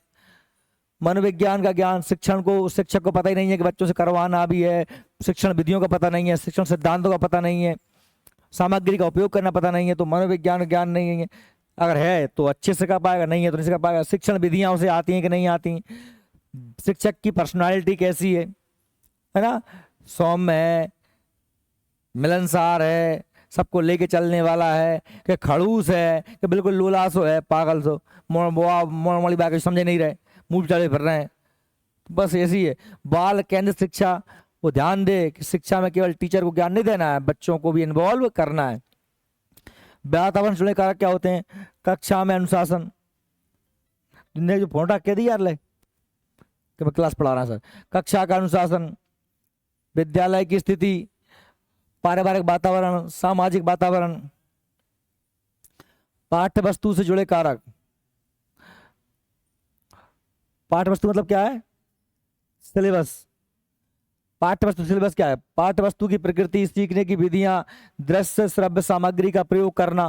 भाई मैं बोल रहा हूँ, कोई कब मुझे नक्शा दिखाना है, कब मुझे ग्लोब दिखाना है ना, तो ये सब शिक्षक को आना चाहिए। वो कैसे हैं, मान लीजिए किताबें धुंधली हैं, अक्षर छोटे हैं, तो मतलब सीखने को तो बहुत सारे कारक प्रभावित करते हैं। अब आप लोगों को पेपर में किस तरीके से पूछ रहा है उस पर ध्यान देना है, समझ तो गए ना सीखने को प्रभावित करने वाले कारक। लिंग करेगा नहीं करेगा? लड़कियां लड़के करते हैं, नहीं कैसे नहीं करेगा? लड़कियां जल्दी सीखती हैं शुरुआती अवस्था में, लड़के धीमे सीखते हैं, बिल्कुल करता है। लड़कियों को सीखने की रफ्तार अलग होती है, लड़कों को सीखने की रफ्तार अलग होती है, बिल्कुल अलग होती है। क्या? नहीं नहीं, बिल्कुल मानना है हमको। बुद्धि भी, लिंग भी करती है, समाज भी करती है, स्थिति भी करती है, व्यक्ति का वंशानुक्रम भी करता है, वातावरण भी करता है ना। सीखने को सब कुछ प्रभावित करता है। सीखने में हम बिल्कुल कैसे होता, आप लोग देखिए, हमने देखा है, आपने सुना है कि लड़कियां जल्दी बोलने लगती हैं, लड़के थोड़ी देर से बोलते हैं शुरुआत में। उसमें ऐसा रहा होगा कि चारों ऑप्शन एक जैसे रहे होंगे, तो फिर उसमें से उन्होंने लिंग को हटा दिया। लिंग अन्य की अपेक्षा कम है, लेकिन है, प्रभावित तो करता है। आयु करती है। अब मैं बड़े बच्चे को पढ़ाऊंगा और मैं छोटे बच्चे को पढ़ाऊंगा तो अंतर आएगा कि नहीं आएगा? अब अधिगम की प्रभावशाली विधियां कौन सी हैं? सीखने की विधियां कौन सी हैं? तो सीखने की बहुत सारी विधियां हो सकती हैं, हमने बहुत सारी विधियां पढ़ी हैं, जैसे करके सीखने पर जोर देना, निरीक्षण करके सीखना, देखकर सीखना, परीक्षण करके सीखना, और सामूहिक विधियों द्वारा सीखना। अब सामूहिक विधियों में के साथ साथ में अनुकरण द्वारा सीखना, नकल से सीखना। सामूहिक विधियों में क्या होती है? वाद विवाद विधि, वर्कशॉप विधि, सम्मेलन विधि, प्रोजेक्ट विधि, ये सारी विधियों से हम बच्चों को सिखा सकते हैं। इन विधियों को मैंने अलग से पढ़ाया है आप लोगों को, अभी पढ़ाया था मैंने आपको, ठीक है। कौन सी विधि किसने दी है? अधिगम के प्रकार की बात करें तो अधिगम के जो प्रकार हैं, देखो इसके लिए अलग अलग सिद्धांत दिए गए। जैसे पहला हमने कह रहा प्रयत्न और भूल सिद्धांत, गलती करोगे प्रयास करते रहोगे और करत करत अभ्यास के जड़मति हो सुजान, रसरी आवत जात से सिल पड़त निशान। ये बात कर रहा है कौन? थॉर्नडाइक। बिल्ली को बंद करता है पिंजरे में। सूझबूझ का सिद्धांत मतलब यह अंतर्दृष्टि सिद्धांत होता है, जिसे हम बात करते हैं किसकी? समग्रवाद या गेस्टाल्टवाद की। अपने दिमाग से, आइडिया से कर लेना। ये मैक्स बर्दिमर कॉलर करते हैं। अनुकरणात्मक नकल करके सीखना। सामाजिक अधिगम सिद्धांत बंडूरा ने दिया है, बच्चे जो कुछ देखते हैं वही सीखते हैं। बुद्धि से अधिगम, ये हम अपनी इंटेलिजेंसी से भी सीख सकते हैं। और सहचार्य द्वारा अधिगम मतलब आपको एक चीज करना आती थी उसके जैसी आप दूसरी चीज भी कर सकते हो। अगर आपने जो है दौड़ भाग की है, आप यदि हॉकी खेल रहे हो तो आपको वो रनिंग करने में सहायक हो जाएगी या फुटबॉल खेलने में, क्योंकि दोनों ही आउटडोर गेम है ना। आप यदि मैथ अच्छे से कर रहे हो तो उसके सब्जेक्ट क्या होता है? फिजिक्स। तो फिजिक्स में आप अच्छे से कर पाओगे। तो सहचार्य द्वारा अधिगम भी होता है। अधिगम के सिद्धांत, अनेक लोगों ने अधिगम के सिद्धांत दिए हैं और बहुत सारे सिद्धांत हैं। प्रथम शिक्षा मनोवैज्ञानिक हम थॉर्नडाइक कहते हैं। और थॉर्नडाइक हम दो अधिगम के सिद्धांतों को हम दो कैटेगरी में बांटते हैं। एक कहते हैं व्यवहारवादी सिद्धांत और दूसरे संज्ञानात्मक सिद्धांत, जो कहते हैं कि बच्चे व्यवहार सीखते हैं, एक चीज करते हैं और दूसरी चीज से उसको क्या बना लेते हैं? रिलेशन बना लेते हैं, बंध बना लेते हैं, बॉन्ड बना लेते हैं। बंध के द्वारा सीखते हैं, व्यवहार के द्वारा सीखते हैं, क्रियाएं करते हैं, एक क्रिया का दूसरी क्रिया से रिलेशन स्थापित कर लेते हैं, बॉन्डिंग हो जाती है, बंध हो जाता है। उसे कहते हैं अधिगम के व्यवहारवादी सिद्धांत। और संज्ञानवादी सिद्धांत कहते हैं, संज्ञान का मतलब होता है ज्ञान माने जानकारी। अपने ज्ञान के द्वारा ही सीख लेना, अपने ज्ञान के द्वारा ही चीजों को जान लेना। ठीक है। तो जैसे मैं बात करूं कि संज्ञानवादी सिद्धांत कौन कौन से होते हैं, अब व्यवहारवादी कौन कौन से होते हैं, जैसे मैंने कहा साहब थॉर्नडाइक का सिद्धांत है। जैसे हम बोलते हैं उद्दीपन अनुक्रिया का सिद्धांत या प्रयास भूल का सिद्धांत, अनुबंधन का सिद्धांत बोलते हैं। उसमें क्या करता है? वो एक बिल्ली को पिंजरे में बंद करता है। बिल्ली भूखी थी, बाहर रखता है मछली का टुकड़ा। बिल्ली मछली के टुकड़े को देखकर बाहर निकलने का प्रयास करती है। उस पिंजरे में खटका दिया रहता है। खटका वह गलती में बहुत बार इधर उधर हाथ पैर मारती है, उसे पता तो था नहीं कि कहाँ से खुलना है। बिल्ली में इतने IQ भी नहीं है, तो बिल्ली गलती से एक बार खटके पड़ता है, बिल्ली बाहर निकलती है, टुकड़ा खाती है। थॉर्नडाइक उसे पुनः बंद कर देता है। इस बार उसने कम समय में खोल लिया। ऐसा करते करते करते करते एक टाइम ऐसा है कि जैसे बिल्ली को पिंजरे में बंद करता, बिल्ली पहले ही प्रयास में खोल के मछली टुकड़ा खा लेती। तो इसमें उसने क्या किया कि उस खटके को दबाना और मछली का टुकड़ा मिलना, ये दो क्रियाओं में आपस में क्या हो गया? बंद हो गया। ये खटका दबाना है तो मैं मछली टुकड़ा खा सकती हूँ। ऐसे ही सभी लोग बात करते हैं व्यवहारवादी। अब इसको हम देख डिटेल में। व्यवहारवाद के नियम क्या है? थॉर्नडाइक का अधिगम का नियम है। थॉर्नडाइक का नियम क्या है? इस नियम को व्यवहार के नियम से जानते हैं। थॉर्नडाइक ने अपने इस प्रयोग के द्वारा, थॉर्नडाइक ने जो प्रयोग किया था वो बिल्ली पे और चूहा प्रयोग किया था। उसने दो प्रकार के नियम दिए थे, मुख्य नियम और गौण नियम। 3 प्रकार के उसने मुख्य नियम दिए हैं, याद रख लेना, और 5 प्रकार के उसने गौण नियम दिए हैं। काय के आधार पर दिए हैं? बिल्ली पर जो प्रयोग किया, उस प्रयोग से जो निष्कर्ष निकाले, उस सिद्धांत निकाला, उसके आधार पर दिया है। थॉर्नडाइक के सिद्धांत को उद्दीपन अनुक्रिया सिद्धांत भी कहते हैं। बिल्ली को उसने पिंजरे में बंद किया था तो उसने पहला नियम दिया है क्या? प्रभाव। पहला नियम दिया है उसने, पहला जो नियम पड़ता है वो क्या का पड़ता है? तत्परता का नियम। पहला बता रहा हूँ। तत्परता मतलब तैयार होना। तैयार होना मतलब क्या? अगर बिल्ली अगर भूखी होती, बिल्ली अगर पेट भरा होता बिल्ली का, तो बिल्ली को पिंजरे में बंद कर देता, बिल्ली आराम सो जाती, वो कोई हरकत ना करती, भले सामने मछली का टुकड़ा रखा रहता। पर बिल्ली का भूखा होना जरूरी है, तभी तो वो तैयार होगी बाहर निकल के मछली के टुकड़े को खाने का, तभी वो क्या करेगी? प्रयास करेगी। आप सब लोगों के पास यदि करोड़ों रुपया होता, बड़ी बिल्डिंग, कार, बंगला होती, तो क्या आप धनतेरस के दिन यहाँ पड़ गए आते का? आपको नौकरी की इच्छा ही ना होती ना। मतलब आप तैयार हो, आप तत्पर हो। क्यों? जब आपको किस चीज की आवश्यकता है तो आपको पहला आपका तैयार होना जरूरी है। तत्परता का नियम। बिल्ली तैयार थी क्योंकि भूखी थी, ठीक है। और फिर इसके बाद में क्या है कि आप, बिल्ली ने तैयार थी, उसने मेहनत की और उसने गलती से या भूल से भी उसने जैसे भी खटका खोला, बिल्ली बाहर निकली और बाहर निकल करके उसने मछली का टुकड़ा खाया। लेकिन टुकड़ा अगर बाहर निकलती और उसको टुकड़ा ना देते हम, या उससे छीन लेते, या टुकड़ा मान लीजिए लकड़ी का होता, प्लास्टिक का होता, वो उसे खा ही ना पाती। मतलब उस पर अगर प्रभाव सही ना पड़ता तो क्या वो अगली बार प्रयास करती क्या? आप कोचिंग के लिए आए थे, आप कोचिंग के लिए आए हो, मैं आपको पढ़ा रहा हूँ, और मैं अगर आपको सही से ना पढ़ाऊँ या मेरा पढ़ाया हुआ आपको जरा भी समझ में ना आए, तो क्या आप फिर से आते? क्या नहीं आते। तो बात वही है कि प्रभाव पहले तैयार हो गया, तैयारी के बाद फिर आप पे प्रभाव कैसा पड़ा, प्रभाव कैसा पड़ा, उस प्रभाव के परिणाम स्वरूप ही व्यक्ति उस क्रिया को फिर क्या करता है, दोबारा करता है, बार बार करता है, बार बार करता हुआ, उसी को क्या कहते हैं, अभ्यास का नियम। क्या कहते हैं? अभ्यास का नियम। तो प्रैक्टिस का, क्योंकि प्रैक्टिस नहीं करोगे, मैं कितने अच्छे से पढ़ा दूं, आप लोग घर पे जाकर नहीं पढ़ोगे तो आपको कभी भी चीजें क्लियर अधिगम अच्छे से नहीं होगा। तो पहली बात तैयार होना है, दूसरा बात प्रभाव का है, और तीसरा है अभ्यास का नियम। इसके बाद में अभ्यास के नियम को उपयोग या अनुपयोग का नियम भी कहते हैं। मतलब आपने जो सीखा उसका उपयोग कर रहे हो तो अभ्यास हो रहा है, और नहीं कर रहे हो तो अभ्यास नहीं हो रहा है। ठीक है। करत करत अभ्यास के जड़मत योत सुजान, रसरी आवत जात से सिल्वर प्रतिष्ठान। थॉर्नडाइक के सिद्धांत के जो गौण नियम है, ये 5 नियम थे उसने। बहु अनुक्रियाओं का नियम, आप बहुत सारी क्रियाएं करते हो पर उनमें से किसी एक क्रिया से सफलता प्राप्त करते हो, उस क्रिया को आप बार बार करते हो। मानसिक स्थिति का नियम, क्रिया करते समय आपका मानसिक स्थिति कैसी है। आंशिक क्रिया का नियम, कुछ सहायक क्रियाएं, छोटी छोटी क्रियाएं भी करते हो साथ में आप। आत्मीकरण का नियम, पूर्व ज्ञान से नवीन ज्ञान को जोड़ लेना का कहलाता है, आत्मीकरण कहलाता है। और सहचार्य परिवर्तन नियम, आपने एक क्रिया की थी उसके जैसी दूसरी क्रिया भी आप साथ में कर सकते हो। तो ये 5 नियम काय के हैं, थॉर्नडाइक गौड़ नियम।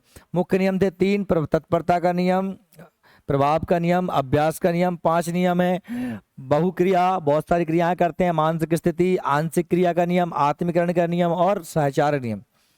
ये 5 भी आप पढ़ लेना, इनसे ही प्रश्न बन जाता, लेकिन 3 तो बहुत बहुत जरूरी है, वो याद होना ही चाहिए।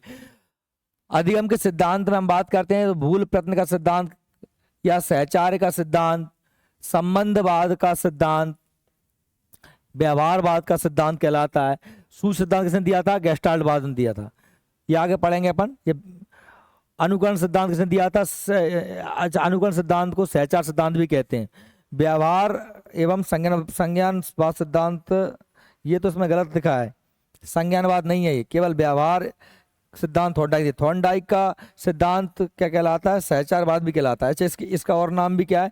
प्रयत्न एवं भूल सिद्धांत भी कहलाता है, संबंधवाद सिद्धांत भी कहलाता है, और अनुबंधन सिद्धांत भी कहलाता है। सारे नाम देखिए, प्रयत्न, भूल, गलती कर रहा है, सीख रहा है बार बार, संबंधवाद बॉन्डिंग बन गई है, अनुबंधन संबंधन एक ही है। बॉन्डिंग समझ गए ना, खटका खोलना मछली मिलेगी, इस क्रिया के कारण क्रिया हो रही। तो और इसके बाद हम जो नियमों की बात करें, जैसे हर्ष या दुख का सिद्धांत भी कहते हैं, अगर वो क्रिया करेगी तो उसे अगर अच्छा प्रभाव पड़ा तो खुशी होगी, बुरा प्रभाव पड़ा तो दुखी होगी। ठीक है। और संयोजनवाद मतलब जोड़ लिया है। ये देखिए, थॉर्नडाइक का प्रथम प्रयोग भूखी बिल्ली पर था, दूसरा प्रयोग चूहों पर था। थॉर्नडाइक ने समस्या बॉक्स नामक एक पिंजड़े में भूखी बिल्ली को बंद किया था। पिंजड़े के बाहर मछली मांस का एक तस्तरी माने प्लेट में रखा था। इस प्रकार बिल्ली को बाहर आने के लिए 100 प्रयत्नों से गुजरना पड़ा। 100 बार उसने प्रयास किया बार बार, तो फिर उसने जो है मछली का टुकड़ा खाना, पिंजरे खोलना सीख लिया। संबंध प्रतिक्रिया सिद्धांत, जिसे हम क्लासिकल अनुबंधन सिद्धांत भी कहते हैं या शास्त्रीय अनुबंधन सिद्धांत भी कहते हैं, यह भी एक व्यवहारवादी सिद्धांत है जो रूसी मनोवैज्ञानिक इवान पावलोव द्वारा दिया गया है। इसमें इसने कुत्ते को पिंजरे में बंद किया, सॉरी, कुत्ते को रोटी दी घंटी बजाकर। क्या बजाकर? घंटी बजाकर। यहाँ पर आप समझ लीजिए 2 चीजें हैं। एक तो है क्या? स्वाभाविक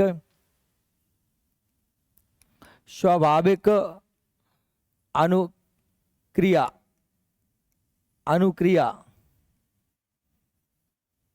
स्वाभाविक अनुक्रिया, और दूसरी है अस्वाभाविक अनुक्रिया।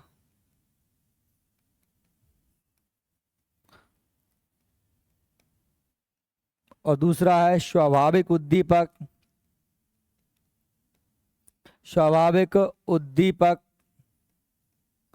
और दूसरा है अस्वाभाविक उद्दीपक।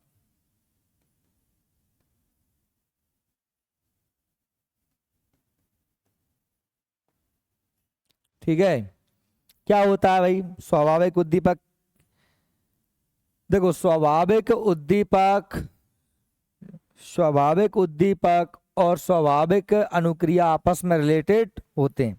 साथ में ही अस्वाभाविक अस्वाभाविक अनुक्रिया का कोई मतलब नहीं है। आप समझिए, जैसे मैंने कहा कि मेरे मुंह में लार आती है, किसको देखकर आती है? भोजन को देखकर। क्या है? तो भोजन क्या है? भोजन जो है स्वाभाविक उद्दीपक है। क्या है? और स्वाभाविक अनुक्रिया क्या है? लार का आना। क्या है? लार का आना। ठीक है। अब मैंने कहा घंटी बजाना जो है, घंटी बजाना ये अस्वाभाविक उद्दीपक है, इसका लार से कोई संबंध नहीं है, लेकिन फिर भी लार आने लगती है, तो लार आना क्या हो जाता है? अस्वाभाविक अनुक्रिया। वास्तव में हुआ क्या था? पॉवलोव ने एक कुत्ते को भोजन दिया, लेकिन भोजन देने से पहले क्या बजाई? घंटी। और ऐसा वो इतनी बार कर चुका कि जैसे ही घंटी बजती कुत्ते के मुंह में लार आने लगती, जबकि लार आना चाहिए भोजन के वजह से, अब लार आ रही है घंटी के बजने से। एक बार उसने भोजन दिए नहीं, केवल अकेली घंटी बजाई और देखा कुत्ते के मुंह से लार टपक रही थी। तो वास्तव में क्या हो गया कि घंटी बजाकर आपने उसे लार आने के लिए क्या कर दिया? अनुकूलित कर दिया, बॉन्डिंग बना दी। क्या बना दी? समझ में आ रही बात मेरी? लार किस लिए आती है? भोजन के लिए। लेकिन लार क्यों आ रही है? घंटी से। क्योंकि आपने क्या कर दिया? उसको आपने आदि कर दिया। क्या कर दिया? आदि। वॉटसन प्रयोग करता है काय पर? खरगोश पर। एक मुलायम सा खरगोश जो है एक बच्चे को पकड़ाता है, छोटे से बच्चे को, और जैसे बच्चा उसको पकड़ता है और वॉटसन बहुत जोर से आवाज करता है, "हू!" तो बच्चा क्या है? डर जाता है। जैसे ही बच्चा खरगोश को पकड़ता है, वॉटसन फिर आवाज करता है, "हू!" बच्चा डर जाता है। एक बार बच्चे को अकेला खरगोश ही पकड़ाया गया, तब भी बच्चा डर गया, उसने आवाज नहीं निकाली। क्यों हुआ ऐसे? क्योंकि उसके खरगोश पकड़ना से डरना नहीं था, डरना था आवाज के कारण। लेकिन उसका डरना और खरगोश का पकड़ना उसने क्या करवा दिया? अनुकूलित। क्या करवा दिया? क्रिया है लार आना जो आती है भोजन के लिए, लेकिन अब काय के अनुकूल हो गई है? घंटी के लिए। इसलिए इसका नाम क्या है? अनुकूलित अनुक्रिया का सिद्धांत, या ऐसे शास्त्रीय अनुबंधन सिद्धांत भी कहते हैं। ये इवान पावलोव रूसी मनोवैज्ञानिक ने सन 1905 में इस प्रयोग को दिया था। इसके लिए इन्हें पाचन के लिए नोबेल पुरस्कार भी मिला था। स्किनर का कथन है कि संबंध सहज क्रिया आधार पर भूत सिद्धांत है जिस पर सीखना है। देखो, ये इवान पावलोव का जो प्रयोग है वो कहाँ पे? कुत्तों पर किया गया था। इसमें घंटी का प्रयोग भी किया गया था। समझ में आ गई आप? तो आप अस्वाभाविक उद्दीपन, स्वाभाविक उद्दीपन क्या था? भोजन। अस्वाभाविक उद्दीपन क्या है? घंटी बजाना। स्वाभाविक अनुक्रिया क्या है? लार आना, जो किसके लिए आती है? भोजन के लिए। पर अस्वाभाविक अनुक्रिया किसके लिए हो जाती है? जब वो घंटी के लिए हो जाती है। इसके नाम याद रख लेना, संबंधन प्रतिक्रिया सिद्धांत या क्लासिकल अनुबंधन, खासतौर पे शास्त्रीय अनुबंधन, या इसका एक और नाम आ जाता है, वो है, हम क्या कहते हैं इसे? अनुकूलित। क्या कहते हैं? अनुकूलित अनुक्रिया। अनुक्रिया का सिद्धांत। क्या सिद्धांत? अनुकूलित अनुक्रिया सिद्धांत। ये सब इसमें नोट्स में दिए, अच्छे से और पढ़ सकते हो आप। क्रिया प्रसूत सिद्धांत या क्रिया सक्रिय अनुसिद्धांत या कार्यात्मक सिद्धांत, ये दिया है किसने? वीएफ स्किनर ने। देखो ध्यान सुन लेना, अगर मैं कहता हूं उद्दीपन अनुक्रिया सिद्धांत, उद्दीपन अनुक्रिया सिद्धांत अगर मैं कहता हूं तो ये सिद्धांत दिया गया है थॉर्नडाइक द्वारा। और अगर मैं कहता हूं कि अनुक्रिया उद्दीपन सिद्धांत, तो ये दिया है किसने? स्किनर ने। किसने दिया है? स्किनर। समझ आ गई मेरी बात? तो ये स्किनर ने दिया है। ये उद्दीपन पहले आ गया, क्योंकि आपको पता है कि थॉर्नडाइक ने पिंजरे में बिल्ली को बंद किया था, पहले क्या बताया था उसे? उद्दीपन। क्या दिया था? उद्दीपन। और आपको मैंने पहले बता चुका हूं कि यदि क्रिया के पहले दिया जाता तो उद्दीपन कहलाता, और क्रिया के मध्य में या क्रिया के बाद में दिया जाता तो उसे पुनर्बलन कहते हैं। क्या कहते हैं? क्या कहते हैं? मैंने कहा बेटा जो चॉकलेट दूंगा जो काम पहले करेगा, तो ये उद्दीपन है। और काम कर रहे थे, किसी ने अच्छा काम किया, बस शाबाश शाबाश बेटा ले चॉकलेट खा, तो ये क्या हो गया? पुनर्बलन। क्या हो गया? पुनर्बलन। तो इसलिए पुनर्बलन पर सबसे ज्यादा महत्व किसने दिया है? स्किनर ने। स्किनर ने एक पिंजरे में एक कबूतर को बंद किया, जिसे पिंजरे को पिजन बॉक्स नाम दिया था। और स्किनर ने क्या काम किया? उसमें एक ऐसी घंटी लगा दी, एक ऐसी खटका लगा दिया जिसमें कबूतर चोंच मारता तो उसके कटोरे में दाना घंटी के साथ गिर जाता। चोंच मारता दाना गिर जाता, पर उसे पता नहीं था, ना उसको दाना दिख रहा था, इसलिए उसे उद्दीपन नहीं कह रहे। दाना तो कहीं और रखा था, बस वहां पर तो एक खटका था जिसमें वो चोंच मारता। देखो खटका बिल्ली वाले खटके उसमें भी लगा है, पिंजड़े में खटका बिल्ली वाले पिंजड़े में भी लगा है, पर बिल्ली को सामने क्या दिख रही है? मछली। बिल्ली उचक रही है मछली को देखकर, पर यहाँ कबूतर के पास कोई चीज नहीं है देखने को जिसको वो देख के उचके। इसके अंदर कहना है कि अनुक्रिया करना जीवित प्राणी का स्वभाव ही होता है। आप यहाँ चुपचाप नहीं बैठ सकते, कुछ ना कुछ हाथ पैर उंगली भुंगली चलाते ही रहोगे। आदमी, जिंदा आदमी जो है कुछ ना कुछ तो करता रहता है। आदमी नहीं, इंसान भी, जानवर भी, है ना, उसके शरीर में कुछ ना कुछ क्रियाएं तो होती रहती हैं। पर उसे उचित क्रिया के लिए हम अगर उचित पुनर्बलन दे दें, बच्चे ने अगर खेलते खेलते में, काम करते करते में अपने जूते लाइन से रख दिए, हम उसे शाबाशी दे दें, तो वो अगली बार से हमेशा यार हमने कुछ नहीं कहा था, हमने बस, वो बहुत सी क्रियाएं कर रहा था, उसने अच्छी क्रिया की हमने उसे शाबाश दे दी, और बुरी क्रिया की उसे हमने डांट दिया, तो वह क्रियाओं में हम वांछित परिवर्तन कर सकते हैं। ये डांटना या पुरस्कार देना वास्तव में पुनर्बलन कहलाता। क्या कहलाता है? ये सिद्ध किया किसने? BF स्किनर ने। समझ में आ रही मेरी बात? स्किनर ने अपने प्रयोग के लिए जिस मंजूषा का निर्माण किया, मंजूषा मतलब होता है पेटी या कोई भी पिंजड़ा, उसे नाम क्या दिया? पिजन बॉक्स, है ना, स्किनर बॉक्स भी कहते हैं। स्किनर ने अधिगम की व्याख्या दो प्रकार से व्यवहारों से की है, प्रतिक्रिया व्यवहार, क्रिया प्रसूत व्यवहार। इसके प्रयोग काय भी किए थे चूहे और कबूतर पर। मंजूषा स्किनर बॉक्स में इसका प्रयोग किया था, याद रख लेना इसको। अगला हमारा जो है अंतर्दृष्टि या सूझ का सिद्धांत। वास्तव में यह सिद्धांत संज्ञानवादी सिद्धांत है, व्यवहारवादी नहीं, क्योंकि ये सूझ और अंतर्दृष्टि होती है आदमी की अंदर चेतना। बात ऐसे समझ लीजिए, कुछ हम सिखाने से सीखते हैं, कुछ हम नकल करके सीखते हैं, है ना, कुछ हम अनुभव से सीखते हैं। जैसे मैंने कहा कि बेटा इस चटकनी को चालू कर दो, पंखा चालू करना, तो ये मैं आपको ट्रेनिंग दे रहा हूँ, ठीक है। आपने एक बार कहीं चटकनी दबाई थी, पंखा चालू हो गया, तो आपको अनुभव है, आप पहले से जानते हैं। या फिर आपने इसको वो चटकनी चटकाते हुए देखा था, है ना, अब आपको जो है पंखा चालू हो गया, आपने उसको देख कर चटका लीजिए, तो ये अनुकरण हो गया। पर मान लीजिए आप एक कमरे में बैठे हैं और आपको पता ही नहीं पंखा कहाँ से चालू होता है, आपने ना कभी पता, ना आपको चटकनी का भी ज्ञान नहीं कुछ, लेकिन फिर भी आप अकेले बैठे हो, गर्मी लग रही है, तो अब आपके सामने समस्या है कि आप गर्मी भगाना है, तो आप अपना दिमाग लगाओगे, कुछ ना कुछ आइडिया दिमाग में आएगा, आप अपने आइडिया से पंखा को चालू कर लोगे, तो उसे कहते हैं अंतर्दृष्टि या सूझ का सिद्धांत, ठीक है।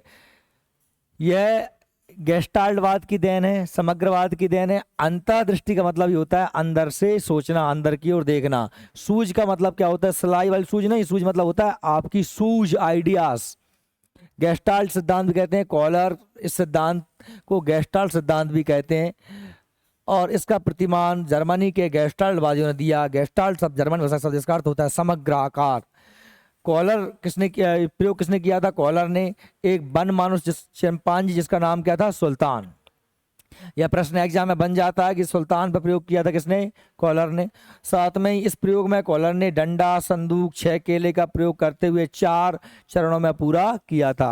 अलग अलग स्टेप। एक बड़ा सा पिंजरा था जिसमें उसने एक चिंपैंजी को बंद किया हुआ था, ऊपर केले लटका दिए थे, केले इतनी ऊंचाई पर थे जहां तक वो पहुंच नहीं सकता था, ठीक है। साथ में उसने एक डंडा डाल दिया था बगल में, पिंजरे में सुल्तान को बंद किया, उछल कूद कर उसने केला तोड़ने का प्रयास किया, वह केले तक नहीं पहुंच पा रहा था। उसने कुछ देर बैठा, सोचा, डंडा उठाया और डंडे से केले को तोड़ लिया।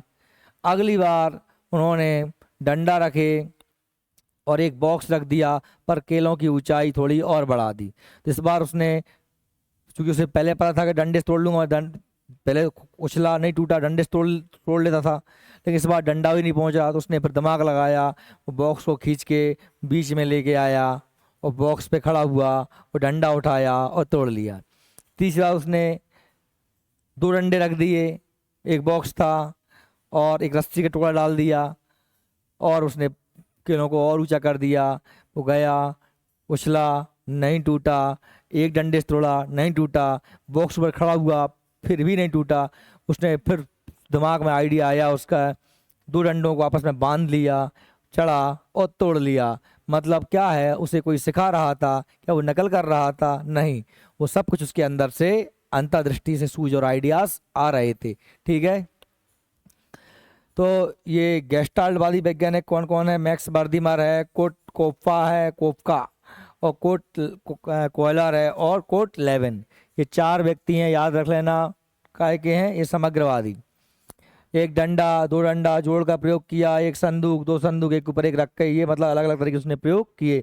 ये है चिंपैंजी, जिसका नाम है सुल्तान। संज्ञानवादी सिद्धांत में एक बहुत महत्वपूर्ण सिद्धांत आता है, किसका? जीन पियाजे का सिद्धांत, जिसे संज्ञानात्मक विकास सिद्धांत कहते हैं। जीन पियाजे ने अपने खुद के बच्चों पर प्रयोग किया और उन्होंने बताया कि बच्चा उम्र के साथ बढ़ता जाता है और उसके दिमाग की क्षमताओं में विकास होता जाता है। सोचने, समझने, बात करने उसके दिमाग में धीरे धीरे बड़ा होता जाता है। उम्र के साथ व्यवहार में परिवर्तन होता जाता है और उसका ज्ञान भी बढ़ता जाता है। इसी कहते हैं संज्ञानात्मक विकास, विकास का सिद्धांत। किसने दिया है? जीन पियाजे ने दिया है। जीन पियाजे का संज्ञानात्मक विकास सिद्धांत है, और साथ में लेव सोमेनोवाइगोत्स्की का सिद्धांत भी साथ साथ में आता है। ब्रूनर का अधिगम का सिद्धांत भी हम पढ़ लेते हैं। ये तीनों सिद्धांत काय के हैं? जीन पियाजे का, वाइगोत्स्की का और ब्रूनर का सिद्धांत काय के हैं? संज्ञान विकास। जीन पियाजे ने तो संज्ञान विकास की अवस्थाओं का वर्णन किया है और चार प्रकार की अवस्थाएं बताई हैं। पहली अवस्था है संवेदी प्रेरक अवस्था, संवेदी गामक अवस्था, सेंसोरी मेटर मोटर स्टेज। इसका मतलब होता है कि बच्चा जब 0 से 2 साल का होता है तो वो जो कुछ भी सीखता है संवेदनाओं सीखता है। क्या सीखता है? संवेदना मतलब होता है इंद्रिय जनित ज्ञान। उस बच्चा पड़ा है 3 महीने का, 4 महीने का, आप उसमें पलंग में, उसमें झूला में, तो आप उसके सामने लाल पीले रंग के खिलौने लटका देते हो, वह उनको देखकर उनके हिलाता रहता है और उनसे खेलता रहता है और उन खिलौनों को पकड़ना सीख लेता है, क्योंकि उसकी आंखों में लाल रंग, चटकीले रंग, चमकीली चीज़ें उसकी संवेदना दे रही हैं। इसके लिए वो उनके प्रति प्रतिक्रियाएं कर रहा है। बच्चे के पास में आप झुंझुना पटक दो, झुंझुना जो होता है उसमें आवाज़ आती है, बच्चे का हाथ टच हुआ और झुंझुना बज गया, उसको आवाज़ अच्छी लगी, वो धीरे धीरे उस झुंझुने को पकड़ करके बजाना सीख जाता है। यानी वो जो कुछ सीखता है अपनी संवेदनाओं से सीखता है, उसमें कुछ प्रत्यक्षीकरण वगैरह नहीं होता। तो इसी को कहते हैं हम क्या? संवेदी गामक अवस्था। यह शेष अवस्था में देखने को मिलती है। क्रियाओं की पुनरावृत्ति करता है, बार बार करता है एक ही क्रिया को। आप उसे एक बार उचका दो, रोएगा तो उचकाओगे नहीं, है ना। आत्म केंद्रितता की स्थिति, वह स्वयं पर केंद्रित होता है, वह अच्छा है, दुनिया अच्छी है, उसे भूख लगी है, उसकी सोच मतलब खुद पर के स्व केंद्रित भावना। आप पकड़ना, बात सुनना, ये काम वो करने लगता है। छिपी हुई वस्तुओं को खोजने का प्रयोग करता है, वह कारण एवं परिणामों से संबंध स्थापित करने लगता है। दूसरी उसकी अवस्था, पहली क्या है? संवेदीगामक। दूसरी है प्राक सक्रियात्मक, मूल सक्रियात्मक, औपचार सक्रियात्मक। 4 अवस्थाएं याद रख लेना। 0 से 2 वर्ष तक चलती है हमारी संवेदीगामक अवस्था। प्राक सक्रियात्मक या पूर्व सक्रियात्मक, प्री कन्वेंशनल स्टेज, है ना, या कहते हैं हम इसे 2 से 7 वर्ष तक। ठीक है, इसके बाद आती है मूर्त सक्रियात्मक अवस्था। ये हमारी चलती है 7 से लेके 11 तक, बाल्यावस्था के अंतिम तक, और लास्ट में किशोर अवस्था में चलती है हमारी कौन सी? औपचारिक संज्ञात्मक। समझ जाइए, पूर्व सक्रियता का काल यह आत्म केंद्रिता, श्रृंखलाबद्ध, केंद्रीय विहीन चिंतन, चिन्ह प्रतीकों में अंतर स्पष्ट, चिन्ह में प्रतीक प्लस या मतलब जो भी है, रंगों में, चिन्हों में, छोटे बड़े में, आकार में, आयतन में, धीरे धीरे उसमें तार्किकता का क्या क्यों, गणितीय संप्रदायों का विकास, संप्रत्यय मतलब अवधारणा, कॉन्सेप्ट का विकास होता है। अनुकरण, खेल द्वारा सीखता है बच्चा, स्कूल पहुंच जाने का टाइम उसको अलग अलग होने लगता है। और पूर्व संकल्पना, भाषा का विकास प्रारंभ हो जाता है इस अवस्था में। मूर्त सक्रियात्मक अवस्था की हम बात करें तो इसमें विकेंद्रीकरण मतलब चीज़ों को अलग टाइप से देखता है वो। अविनाशिता, क्रमगत क्षमता, छोटा बड़ा बड़ा बड़ा बड़ा जमाना, नकारात्मक समरूपता, बातों को याद रखने की शक्ति बढ़ जाती है, कहानी को याद रख सकता है, गीत को याद रख सकता है। उम्र है 7 से 11 साल। औपचारिक क्या अब बड़ा हो चुका है बच्चा, किशोर हो चुका है, लगभग उसमें सारे ज्ञान आ गए हैं, इसलिए वह अमूर्त तथ्यों पर विचार कर सकता है। उसके सामने नहीं है जन्म मृत्यु, आत्मा परमात्मा, पृथ्वी, ब्रह्मांड, आकाश गंगाओं को भी इमेजिन कर सकता है। पर इस अवस्था में बच्चा जो सामने है उसी के बारे में पढ़ सकता है। मूर्त सकते, मूर्त का मतलब होता है सामने, प्रत्यक्ष, और अमूर्त का मतलब यह सामने नहीं है। ठीक है, बात समझ में आ रही? तर्क आधारित आगनात्मक कल्पना करने लगता है, तर्क पर आधारित है। और इस अवस्था में किशोर अपने चिंतन पर भी चिंतन करने लगता है, जो सोच रहा है उस पर भी सोचने लगता है। दिवा स्वप्न, तो मानसिक क्रियाएं प्रबल हो जाती हैं। कौन सी अवस्था में? औपचारिक संख्या। तो कितनी अवस्थाएं जिन पे? 4 अवस्थाएं। कौन कौन सी हैं? संवेदीगामक 0 से 2 वर्ष, दूसरी है पूर्व सक्रियात्मक अवस्था 2 से 7, तीसरी है मूर्त सक्रियात्मक 7 से 11, और चौथी है औपचारिक सक्रिय। ठीक है, अब अगला हमारा टॉपिक आता है क्या? बुद्धि, इंटेलिजेंसी। मैं बुद्धि की बात करता हूं तो बुद्धि क्या होता है? किसी भी कार्य को करने, सोचने, समझने, बात करने, याद रखने, भूलने, समस्त प्रकार की मानसिक क्रियाओं को मैं समग्र रूप से क्या कह सकता हूं? बुद्धि कह सकता हूं। क्या कह सकता हूं? बुद्धि। मैं अगर कहीं पर बहुत ज़्यादा गर्म माहौल है और वहाँ जा कर के मैं पहुँच जाऊँ और वहाँ जाके मैं हंसने लगूँ तो मुझे लठ पड़ जाएंगे? नहीं, जहाँ जैसा माहौल है वहाँ वैसा बनना है। इसे क्या कहते हैं? समायोजन, एडजस्टमेंट, है ना? एडजस्टमेंट करने की योग्यता, बात रखने की योग्यता, याद रखने की, सोचने की, तर्क करने की। क्या कह सकता हूं मैं? कि समस्त प्रकार की मानसिक क्रियाओं को समेकित रूप से, इकट्ठा रूप से क्या कहा जाता है?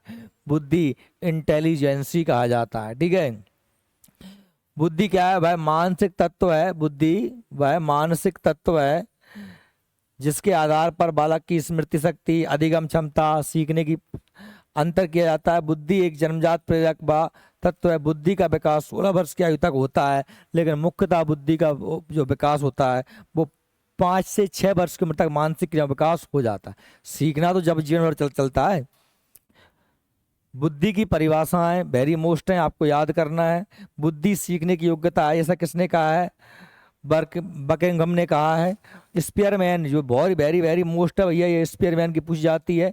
बुद्धि मस्तिष्क की विश्लेषण व संश्लेषण करने की क्षमता है। विश्लेषण का मतलब होता है पूरे में फैला के देखना, एक ही चीज को टुकड़ों में बांटकर भते भते सोचना, और पूरी कहानी पढ़ के एक सारांश निकाल लेना, चीजों को इकट्ठा कर देना, संश्लेषण कहलाता है। निष्कर्ष निकाल लेना, संश्लेषण। अलग अलग तरीके से व्याख्या करना, विश्लेषण। ठीक है, बाल की खाल निकालना, विश्लेषण। मैकडूगल क्या कह रहे हैं? बुद्धि जन्मजात प्रवृत्ति व अतीत के अनुभवों को प्रकाश में सुधारने की योग्यता है। जन्मजात प्रवृत्ति को अतीत के अनुभव के प्रकाश में, अतीत में जो आपको अनुभव था, सुधारने की योग्यता है, आपको पहले से जो अनुभव रहे। वुडवर्थ कह रहे हैं बुद्धि कार्य करने की विधि है। वर्ड के अनुसार बुद्धि अच्छी तरह निर्णय करने, समझने व तर्क करने की योग्यता है। मैंने क्या कहा है? अधिगम की, बुद्धि की, व्यक्तित्व की, अवस्थाओं की, है ना, किशोर अवस्था, बाल अवस्था, अवस्था, है ना, मनोविज्ञान वगैरह, इनकी परिभाषाओं को अच्छे से याद कर लेना। ठीक, बात करते हैं मनोवैज्ञानिकों ने बुद्धि को क्या माना है।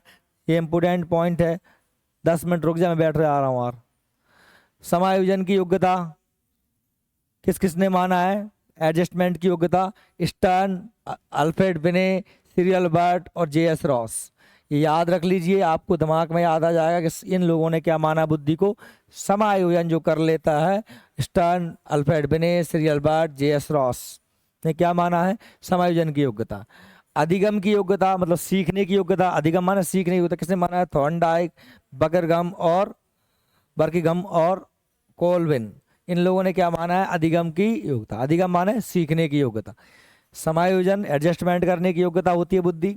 स्टर्न, अल्फ्रेड बिने, सीरियल बर्ट, जे.एस. रॉस। और अधिगम की योग्यता किसने माना? थॉर्नडाइक, बकिंघम और कोलविन। ठीक है, ये समस्या समाधान की योग्यता, आपके सामने जो प्रॉब्लम है उसको आप सॉल्व कर पा रहे हो, हल कर पा रहे हो, इसकी योग्यता होती है बुद्धि। कौन मान रहा है? वेस्लर, रैक्स और गैरेट।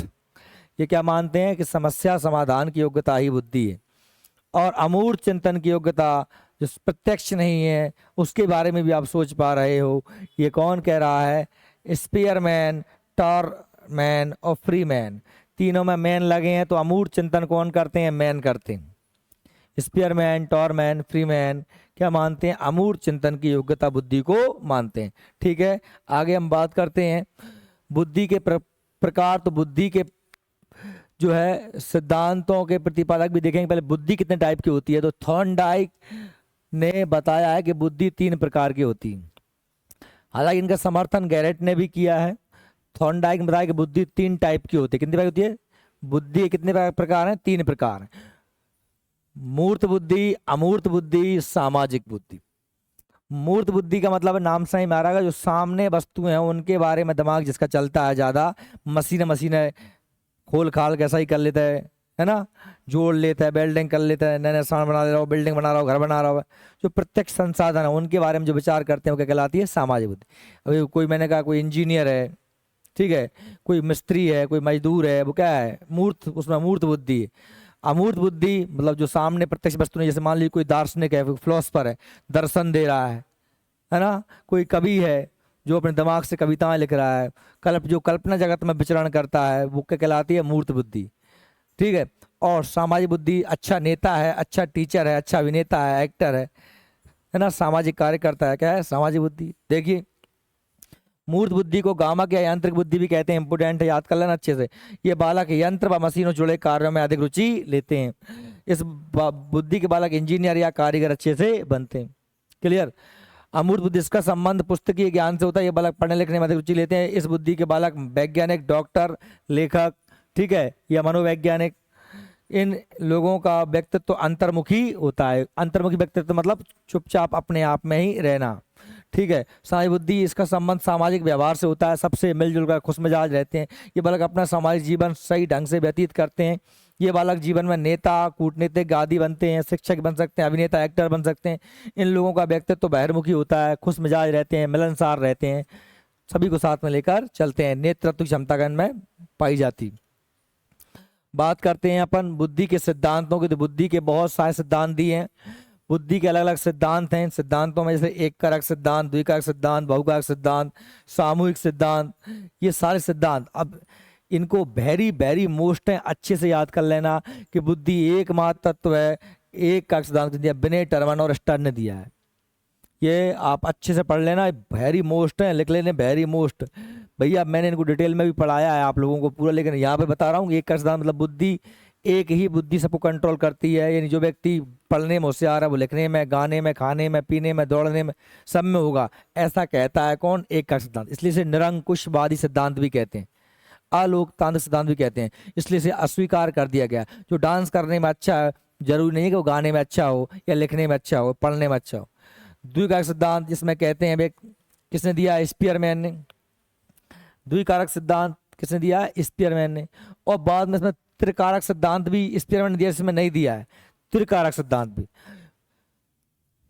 सामान्य बुद्धि और विशिष्ट बुद्धि, खाना पीना, उठना बैठना, चलना दौड़ना भागना सामान्य काम है, सब करते हैं, तो वो कहलाती है सामान्य बुद्धि। लेकिन एक व्यक्ति अच्छा पेंटर है, एक अच्छा गायक है, एक अच्छा लेखक है, ये कहलाती है विशिष्ट बुद्धि। तो बुद्धि 2 प्रकार की बताई इस पर मैंने, सामान्य बुद्धि और विशिष्ट बुद्धि, है ना।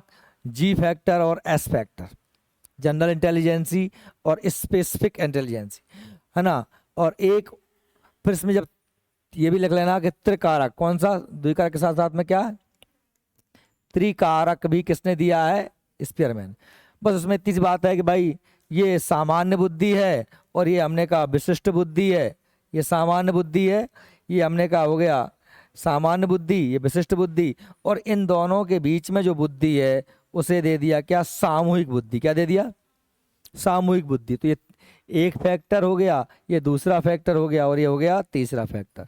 किसने दिया? स्पीयरमैन ने, याद रख लेना। बहुकारक सिद्धांत किसने दिया है? थॉर्नडाइक ने दिया है। इसे बालू का सिद्धांत भी कहते हैं। इसे बहुकारक सिद्धांत है। बालू का, जिस पर बालू में होती है ना, बजरी बजरी होती है, लड्डू में जैसे बूंदी होती है, बालू में छोटे छोटे कण होते हैं। हर व्यक्ति की हर प्रकार की योग्यता को अलग प्रकार की बुद्धि कंट्रोल करती है। बोलने के लिए अलग, लिखने के लिए अलग, गाने के लिए अलग, सीखने के लिए अलग। इसका नाम क्या है? बहुकारक सिद्धांत। समूह कारक सिद्धांत किसने दिया है? थर्स्टन ने। किसने दिया है? थर्स्टन ने। पदानुक्रम सिद्धांत किसने दिया है? वर्नर ने। फिलिप फिलिप है ये, फिलिप क्लिप नहीं है, फिलिप वर्नर है, फिलिप वर्नर। और त्रिआयामी सिद्धांत किसने दिया है? जेपी गिलफोर्ड ने। सरल ठोस बुद्धि सिद्धांत किसने दिया? आरबी कैटल ने। बहुबुद्धि सिद्धांत किसने दिया? हॉवर्ड गार्डनर ने। किसने दिया? हॉवर्ड गार्डनर ने। और संज्ञा विकास सिद्धांत किसने दिया? जीन पियाजे ने। पहले ही बताया था मैंने आपको। और त्रितंत्र सिद्धांत किसने दिया? रॉबर्ट स्टर्नबर्ग ने दिया है। इनको तो कम से कम पढ़ ही लेना, या अनिवार्य है किसने सिद्धांत कौन सा दिया है। बुद्धि परीक्षण की बात करें, बुद्धि टेस्ट की बात करें, तो बुद्धि टेस्ट की अगर हम बात करें तो दो प्रकार के बुद्धि टेस्ट होते हैं। एक होता है व्यक्तिगत बुद्धि परीक्षण और दूसरा होता है सामूहिक बुद्धि परीक्षण। व्यक्तिगत एक एक व्यक्ति की लेना है तो व्यक्तिगत, सामूहिक का लेना साथ में टेस्ट करना है तो सामूहिक। व्यक्तिगत भी दो प्रकार का हो सकता है, शाब्दिक और अशाब्दिक। जो पढ़े लिखे हैं उनके लिए तो हम पेपर लिख के दे दो, वो लिख देंगे, जवाब दे देंगे। शाब्दिक, अब जो अनपढ़ हैं, छोटे बच्चे हैं, उनका टेस्ट कैसे लोगे? तो उन्हें आकृति हैं, चित्रों के माध्यम से लोगे, जिनमें शब्दों का प्रयोग नहीं है, उसे कहते हैं अशब्द। चुनाव चिन्ह, चुनाव होता है तो जिन लोगों को नाम पढ़ के वोट डालेंगे वो क्या है भाई? व्यक्ति शाब्दिक हो गया। जो केवल पंजा, हाथ का पंजा देख के डालेंगे वो क्या हो गया? व्यक्तिगत हो गया। ठीक है। शाब्दिक बुद्धि परीक्षण किसने किसने दिया? विनय साइमन ने दिया। स्टैनफोर्ड परीक्षण है। जबकि व्यक्तित्व अशाब्दिक कौन से हैं? चित्र निर्माण, चित्र पूर्ति, और भी देख लीजिए आप, भूल भुलैया, बैचलर वैल्यू, ये सब इनमें क्या है? ये सब अशाब्दिक हैं, ये सब अशाब्दिक हैं। समझ में आ रही क्या मेरी बात? शाब्दिक अशाब्दिक। विनय साइमन परीक्षण शाब्दिक था, स्टैनफोर्ड विनय परीक्षण भी साइमन था। सामूहिक बुद्धि परीक्षण की अगर मैं बात करूं तो इसमें भी शाब्दिक है और अशाब्दिक है। भाई पढ़े लिखे लोगों के लिए शाब्दिक, अनपढ़ों के लिए अशाब्दिक। ये आर्मी आर्मी अल्फा क्या है? सामूहिक शाब्दिक। प्रथम विश्व युद्ध के दौरान आर्मी में भर्ती करने के लिए आवश्यकता थी जवानों की, तो अब वहाँ पर पढ़े लिखे होना जरूरी थोड़ी ना है, तो बिना पढ़े लिखे लोगों को भर्ती करना था। तो जो पढ़े लिखे लोगों के लिए था वो था आर्मी अल्फा, शाब्दिक था।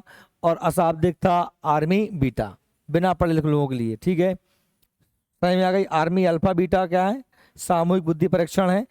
आर्मी अल्फा सामूहिक शाब्दिक, आर्मी सामूहिक अशाब्दिक, आर्मी अल्फा, आर्मी बीटा। ठीक है। बुद्धि लब्धि की बात करें, इंटेलिजेंसी की बात करें, आईक्यू आईक्यू की बात करें, तो सबसे पहले बात करें बुद्धि लब्धि, मतलब इसका सर्वप्रथम प्रयोग करने वाले व्यक्ति कौन थे? टर्मन थे। कौन थे? टर्मन। बुद्धि लब्धि शब्द का, बुद्धि लब्धि का सूत्र किसने दिया है? स्टर्न ने दिया। किसने दिया? स्टर्न ने। इन्होंने क्या बताया कि बुद्धि लब्धि मतलब कैसे निकालेंगे आप? व्यक्ति की मानसिक आयु बटे वास्तविक आयु इंटू 100। मान लीजिए कोई बच्चा अभी जो है, हमने कहा 8 साल का है, कितने साल का है? या अभी मैंने कहा बच्चा 6 साल का, कितने साल का है? 6 साल का। और ये वास्तविक आयु तो आपको उसकी मम्मी से पूछ पता चल जाओ कि कब बहुत जो, बाकी डेट ऑफ बर्थ से तो वास्तविक आयु। और हमने उसे सवाल कराया तो कक्षा जो है कक्षा 3 का सवाल कर पा रहा था, कक्षा 3 का उसने गलत का सवाल कर दिया, तो उसकी मानसिक आयु कितनी हो जाएगी बताओ? मानसिक आयु कितनी जाएगी? 50 साल हो जाएगी। अरे मानसिक आयु पूछ रहा हूं मैं, कहाँ दिमाग लगा रही है? बच्चे की उम्र 6 साल हैगी, कक्षा 3 को सवाल सॉल्व कर रहा है, तो बाकी मानसिक आयु कितनी है? वाह, धन्य है तुम्हारा जीवन, तुम्हारा दिमाग, बस बैठे हो। अरे भैया 3 साल की, कक्षा 3 की का प्रश्न सॉल्व कर रहा है बच्चा, कक्षा 3 का, उसकी उम्र कितनी हो जाएगी? 8 साल हो जाएगी। कैसे भाई भावना, कैसे होती? मैं मानसिक आयु तो आयु क्यों निकाल रही है भाई? कक्षा 6 में बच्चा, 6 साल की उम्र में बच्चा कक्षा 1 में होता है, 6 साल की उम्र में बच्चा कक्षा 1 में होता है, 7 साल में 2 में है, और 8 साल में 3 में, तो कितनी हो जाएगी? 8 साल। तो इंटू कितना है? तो भैया यहाँ से कर लेना, 8/6 इंटू 100, तो काट दो, कितना हो गया? ये कट जाएगा क्या? अरे काट देना, पॉइंट में आ जाएगा, दिक्कत है, काट नहीं पा रहा है। 6 कम 6, 6 दूनी 12, यहाँ से आएगा नहीं, जाए काट दो भले। मतलब सीधी सी बात है कि कम से कम 100 से तो ऊपर ही आएगी कि नहीं आएगी, सामान्य से ऊपर है, सामान्य से तो ऊपर है, इसलिए अंक कैसे ही आते हैं। कितना आ गया, तो करना है कि इतने सॉल्व नहीं कर पा रही।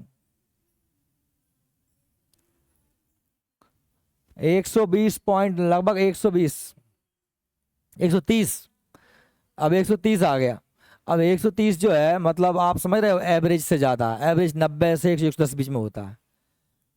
मतलब बच्चा कैसा होशियार है ना, होशियार बच्चा है। ऐसे निकालते हैं आईक्यू, मानसिक आयु बटे वास्तविक आयु इंटू 100।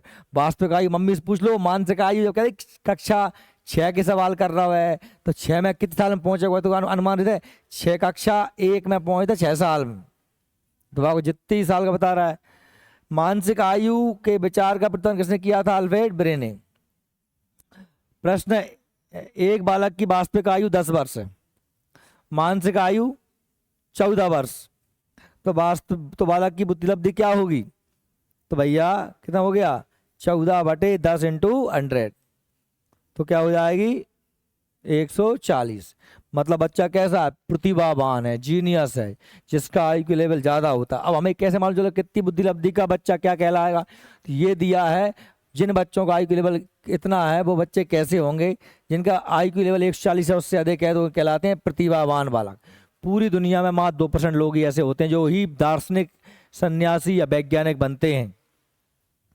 120 से 139 अति श्रेष्ठ या प्रखर माना जाता है। आप तो 39 के लिए पढ़ना रहे ना, 40 ही पढ़ना, 120 से 40 तक प्रतिभावान प्रखर बुद्धि, और 110 से 120 श्रेष्ठ या तीव्र बुद्धि, 90 से 110 सामान्य बुद्धि। दुनिया के 50% लोग ऐसे ही होते हैं। 80 से 89 में मध्य बुद्धि होता है, 70 से 80 में निर्बल या क्षीण बुद्धि होता है, और जैसे 70 से कम होता है वो सभी क्या होते हैं, मूढ़ बुद्धि कहलाते हैं। या 50 से 70 में मूर्ख, 25 से 50 में मूढ़, और 0 से 25 में महामूर्ख, जड़ या हीन बुद्धि। ये दुनिया में मात्र कितने होते हैं, 2% लोग होते हैं। सबसे होशियार भी 2% होते हैं दुनिया में, सबसे मूर्ख भी 2% होते दुनिया में, सामान्य 50% होते हैं। सामान्य मतलब होता है 90 से 110 के बीच में। किसके अनुसार बात कर रहे हैं हम, ये टर्मन ने किया है। सामान्य प्रतिभाशाली बालक का आईक्यू 120 प्लस होता है, मंद बुद्धि 120 नहीं 140 होता है। कितना होता है, 140। सामान्यतः प्रतिभाशाली बालक की बुद्धि आईक्यू 140 से प्लस होता है। समझ गए मेरी बात। बालक का आईक्यू 70 से कम होने पर उसे क्या कहा जाता है, जड़ बुद्धि माना जाता है, मूर्ख माना जाता है। ठीक है, कुछ महत्वपूर्ण तथ्य दिए हैं, अच्छे से पढ़ लेना। बालक में स्थित बुद्धि की मात्रा का मापन बुद्धि लब्धि है। बुद्धि जो उसमें कायम नापते हैं आईक्यू, आईक्यू माने बुद्धि लब्धि। टर्मन ने मानसिक आयु के बदले बुद्धि लब्धि की विधि की खोज की थी। बुद्धि मापने के लिए 1911 में बिने साइमन ने मिलकर एक परीक्षण तैयार किया था, जिसे क्या बोलते हैं, बिने साइमन परीक्षण। ये शाब्दिक था और व्यक्तिगत था। टर्मन ने बुद्धि लब्धि का मान निकाला। किसने निकाला था, टर्मन ने बुद्धि लब्धि का मान निकाला। बिने ने बुद्धि मापन का मनोवैज्ञानिक आधार प्रस्तुत किया। व्यक्तिगत बुद्धि परीक्षण पर्सनल एक व्यक्ति का 1/2 मतलब अपना 1.5 वर्ष से लेकर 5.5 वर्ष के बच्चों के लिए बनाया गया था। व्यक्तिगत बुद्धि परीक्षण 1.5 से लेकर 5.5 साल बच्चों के लिए। और क्रियात्मक बुद्धि परीक्षण में गूंगे, बहरे, अंधे का परीक्षण किया जाता है, क्रियाओं के माध्यम, काम वाम करवा के देख लो। सामूहिक बुद्धि परीक्षण 12 से 10 वर्ष के बालकों हेतु तैयार किया गया था। ठीक है, तो ये हमारा आज का कंप्लीट हो गया टॉपिक। अपन कल तो अब कल रहने क्या पढ़े, मैं ग्रुप में डाल दूंगा, अगर मैं गांव से लौट आया तो पढ़ा दूंगा कल है। ठीक है, अरे लाइव में हमारा भी तैयार है, मैं मोड़ी नहीं है हमारा। देखता हूँ मैं बात कर लूंगा जैसे